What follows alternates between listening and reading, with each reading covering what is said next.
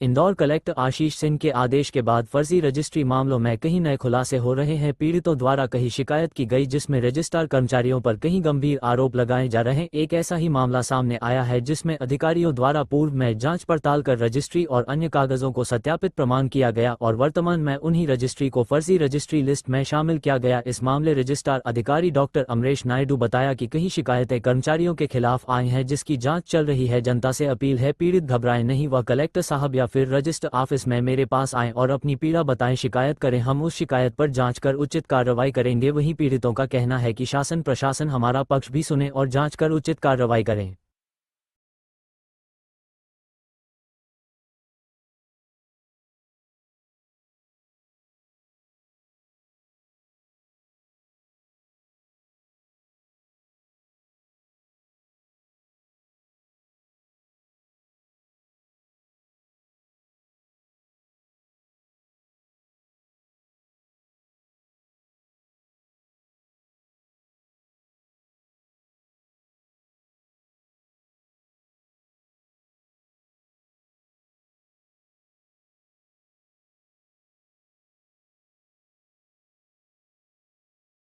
जी, आपके ज़मीन का मामला था जिसको लेकर रजिस्ट्री में विवाद हुआ था, बताइए क्या मामला है पूरा?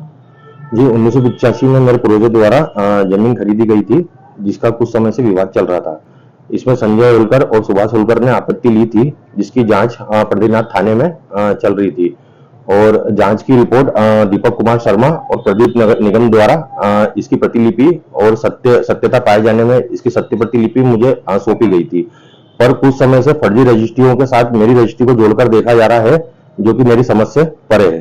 अब क्या चाहते हैं आप शासन का? शासन से बस मेरा ये निवेदन है कि इसमें जो भी कार्रवाई हो वो निष्पक्ष कार्रवाई हो और सही कार्रवाई हो। कितने वर्षों से आपकी जमीन थी वहां पर?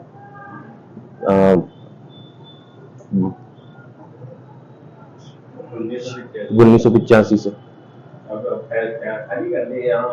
चलो, के द्वारा से कई लोग पीड़ित हुए जिन्होंने कई शिकायत आवेदन दिए हैं और उनकी पीड़ा और उनकी शिकायत क्या कार्रवाई हुई है?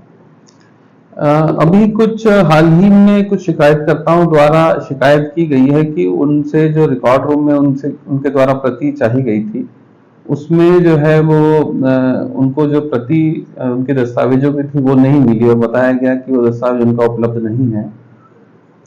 साथ ही साथ उसमें कुछ राशि मांगने की भी शिकायतें प्राप्त हुई हैं।